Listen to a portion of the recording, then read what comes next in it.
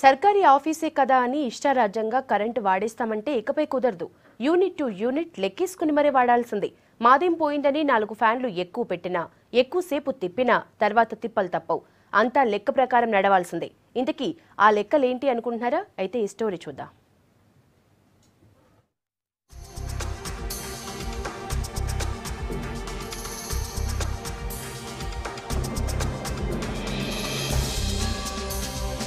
సర్కారీ ఆఫీసుల్లో కరెంటు దుబారాను తగ్గించేందుకు ప్లాన్ రెడీ చేసింది స్టేట్ గవర్నమెంట్. అన్ని ప్రభుత్వ కార్యాలయాల్లో ప్రీపెయిడ్ మీటర్లు ఏర్పాటు చేయాలని నిర్ణయించింది.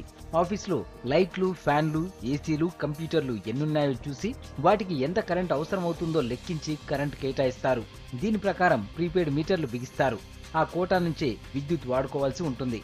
కోటా దాటితే కరెంట్ కట్ అయిపోతుంది. అదనంగా వాడుకోవాలంటే వెంటనే డబ్బులు కట్టాలి. ఈ ఏడాది ఏప్రిల్ 1 నాటికి ప్రీపెయిడ్ మీటర్ల ఏర్పాటు ప్రక్రియ పూర్తి చేయాలని రాష్ట్రంలోని 2 డిస్కంలను ఆదేశించింది.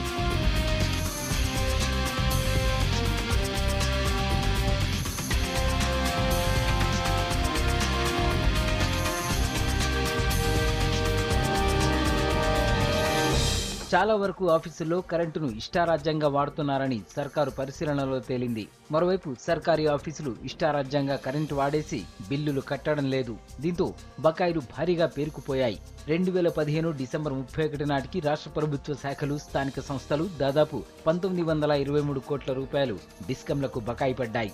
నోటీసులు ఇచ్చినా ఆయా శాఖల నుంచి స్పందన రాకపోవడంతో ఖజానాకు భారీగా గండిపడుతోంది.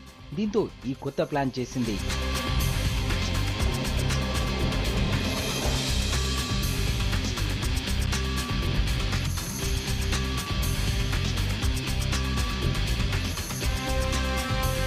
బకాయిలు ఎలాగైనా ఖజానాకు చేరేలా ప్లాన్ చేస్తోంది స్టేట్ గవర్నమెంట్. జరిమానా సంగతి పక్కన పెట్టి అసలు బిల్లు వసూలు చేసేందుకు ప్రయత్నిస్తోంది. జీహెచ్ఎంసీ మినహా రాష్ట్రంలోని ఇతర మున్సిపాలిటీలు ఎలాంటి జరిమానా లేకుండా ఈ ఏడాది మార్చి చివరిలోగా చెల్లించాలని బంపర్ ఆఫర్ ఇచ్చింది. ఇక జీహెచ్ఎంసీ పరిధిలోని 100 యూనిట్ల లోపు విద్యుత్ వాడిన గృహ వినియోగదారులకు సంబంధించి 52 కోట్ల 42 లక్షల బకాయిలు రద్దు చేస్తూ ఉత్తర్వులు ఇచ్చింది సర్కార్. 100 యూనిట్లకు పైగా పెండింగ్ ఉన్నవారు ఈ ఏడాది మార్చి 31 నాటికి బకాయిలు చెల్లించాలని చెప్పింది.